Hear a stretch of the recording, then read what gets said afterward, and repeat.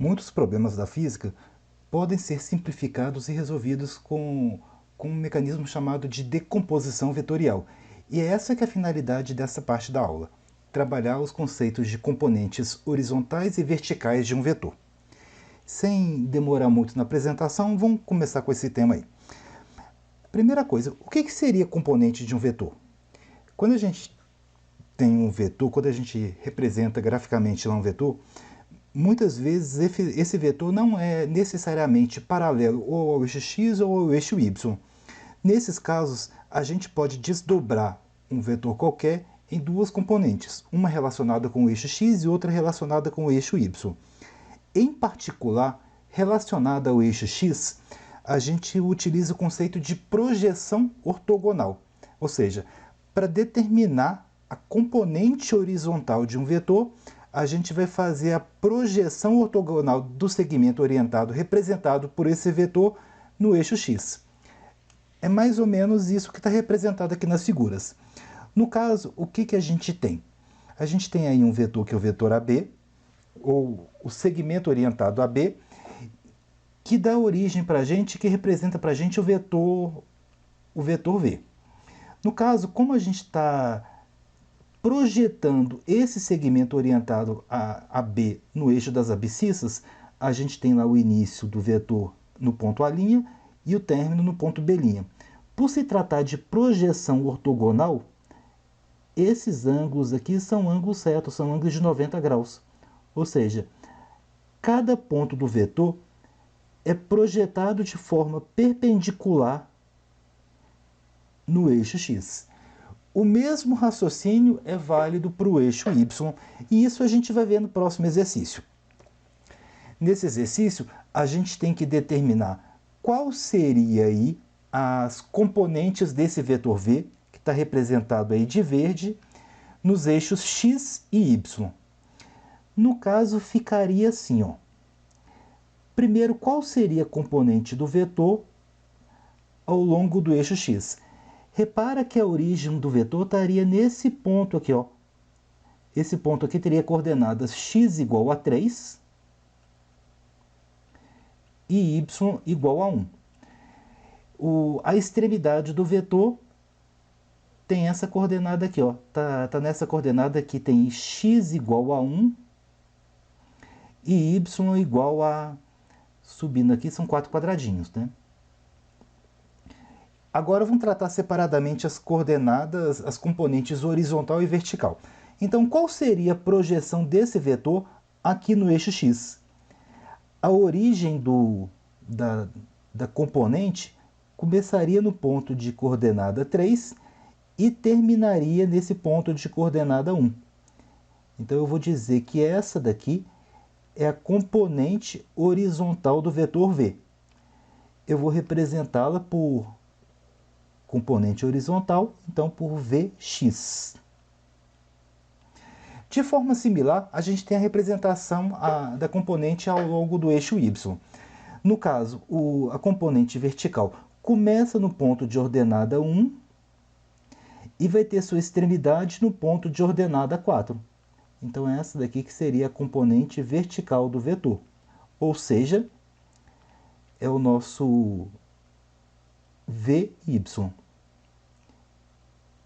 Então, se a gente for escrever, representar algebricamente aqui, o que eu teria aqui como sendo componentes do vetor v?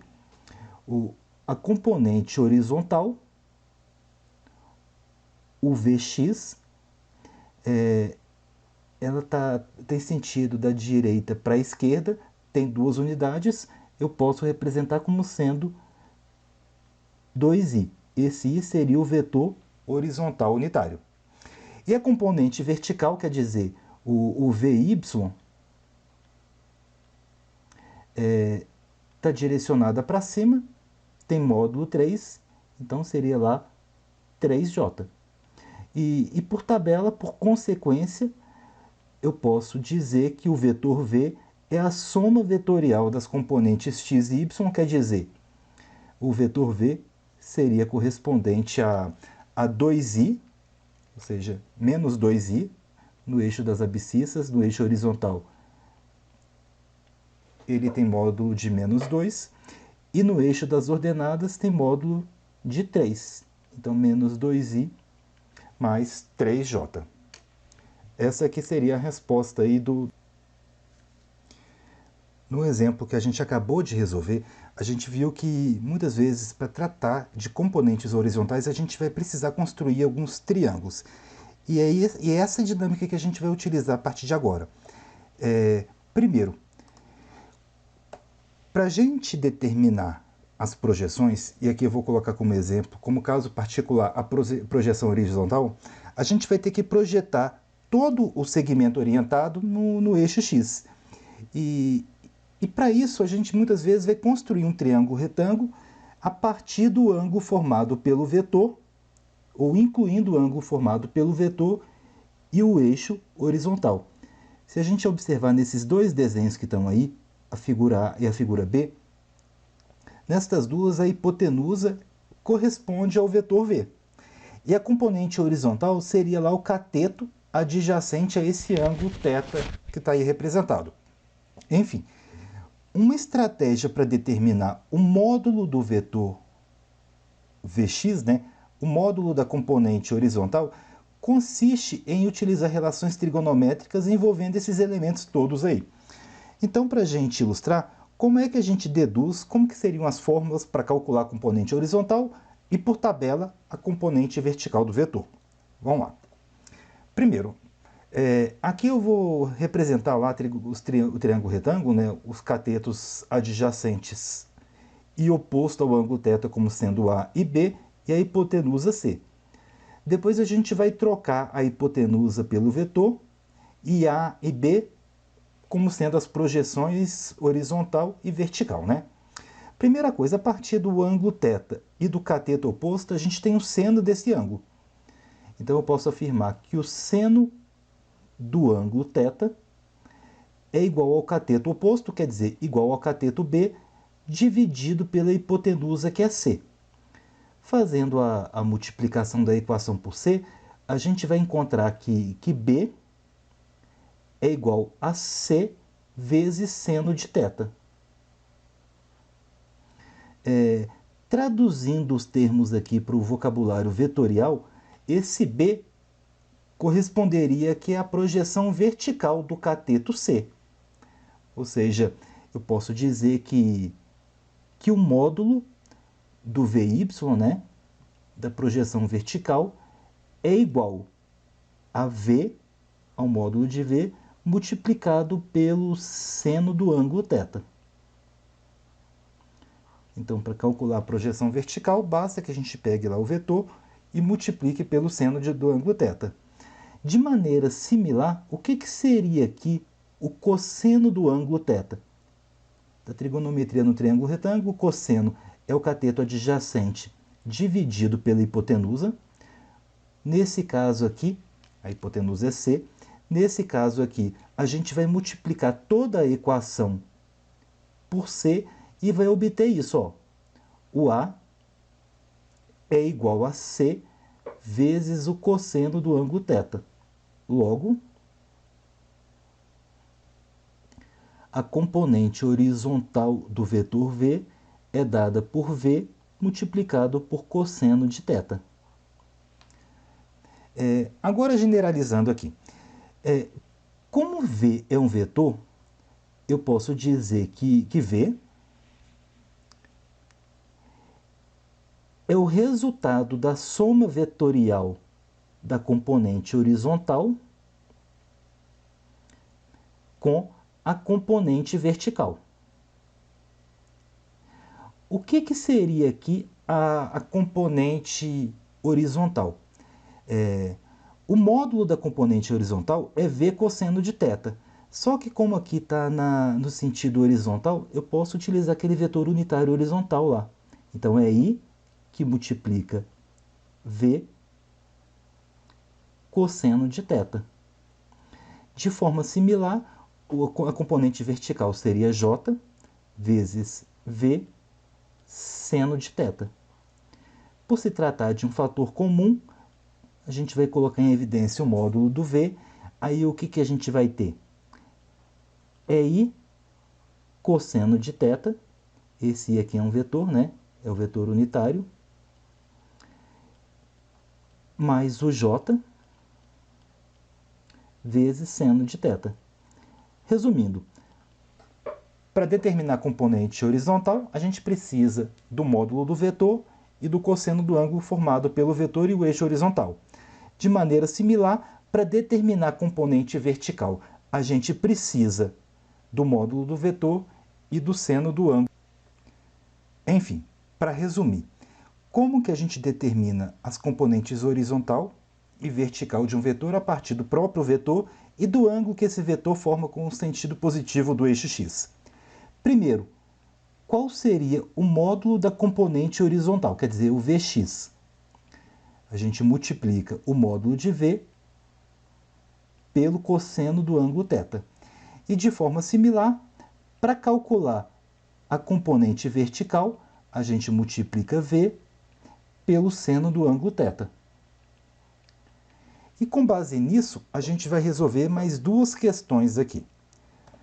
Primeiro, uma questão tradicional, uma questão clássica, que diz respeito a um avião que sobe com velocidade de 200 metros por segundo e faz com o eixo horizontal um ângulo de 30 graus, conforme está indicado na figura. A gente tem que determinar aqui quais seriam as componentes horizontal e vertical desse vetor.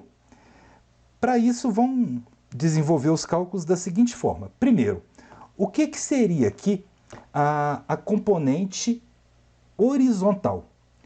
Para a gente determinar a componente horizontal, para determinar o Vx, a gente multiplica V pelo cosseno do ângulo θ, e isso vai ser o quê?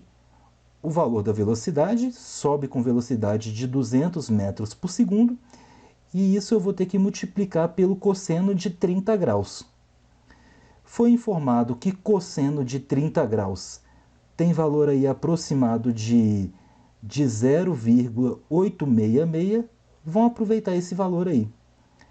Então, multiplicando 200 vezes 0,866 dá 173,2. Quer dizer, a componente horizontal desse vetor é de 173,2 metros por segundo. 173,2 metros por segundo. De forma similar, o que seria a componente vertical? O Vy. Isso daí vai ser V multiplicado pelo seno do ângulo θ. A velocidade é 200. O seno do ângulo θ é de 0,5. Desenvolvendo os cálculos, a gente descobre que a componente vertical, quer dizer que na vertical, né, no sentido do eixo y, a velocidade aí é de 100 metros por segundo. Então, a gente usou a multiplicação pelo seno para determinar a componente vertical e utilizou a multiplicação pelo cosseno para determinar a componente horizontal. E a questão, e o nosso exemplo de número 12, diz respeito a uma partícula que se move no plano xy, de forma que suas coordenadas são dadas por x igual a menos 3t2 mais 4t menos 2 e y é igual a 6t2 menos 4t. A gente tem que determinar os vetores velocidade e aceleração para essa partícula. Então, no caso aqui, o que seria a velocidade dessa partícula ao longo do eixo x? Quer dizer, qual seria a componente horizontal da velocidade? Para determinar a componente horizontal da velocidade, a gente tem que derivar a posição horizontal em relação ao tempo. Então, a derivada de menos 3,2, multiplicando menos 3 por 2 dá menos 6, que multiplica t, e a derivada de 4t é 4. Derivada de menos 2, derivada de constante é 0, né? E a componente vertical da velocidade é dada pela derivada de 6t2 menos 4t em relação a t. Ou seja, é a derivada da componente vertical da posição em relação ao tempo, né? Fazendo os cálculos, derivada de 6t2 é 12t e a derivada de menos 4t é menos 4. Conclusão, a gente pode dizer que o vetor velocidade em função do tempo é dado por essa equação. Menos 6t mais 4 na direção horizontal, quer dizer, na direção do vetor unitário i, mais 12t menos 4, 12t menos 4 na direção do vetor unitário j. Pronto, essa daí é a velocidade. Além da velocidade, além do vetor velocidade, foi pedido para que a gente determinasse aí o vetor aceleração. O que a gente sabe sobre o vetor aceleração? A aceleração do objeto é dada pela segunda derivada da posição em relação ao tempo. Então, ó, a componente horizontal da aceleração, eu posso dizer que é a segunda derivada da posição em relação ao tempo. Quer dizer, deriva a derivada, né? A derivada de menos 6t mais 4 é menos 6. E a componente vertical da aceleração é a derivada da velocidade vertical em relação ao tempo. Quer dizer, é o d2y dt2. Ou seja, deriva 12t menos 4, fazendo a derivada dá 12. Com base nisso, a gente descobriu que o vetor aceleração é dado por menos 6 no sentido do vetor unitário horizontal, mais 12 unidades no sentido do vetor unitário vertical. Então, com isso, a gente encerra aí a parte teórica do conteúdo de vetores que a gente precisa para o desenvolvimento da nossa disciplina. Pois bem, fico por aqui e até a próxima aula.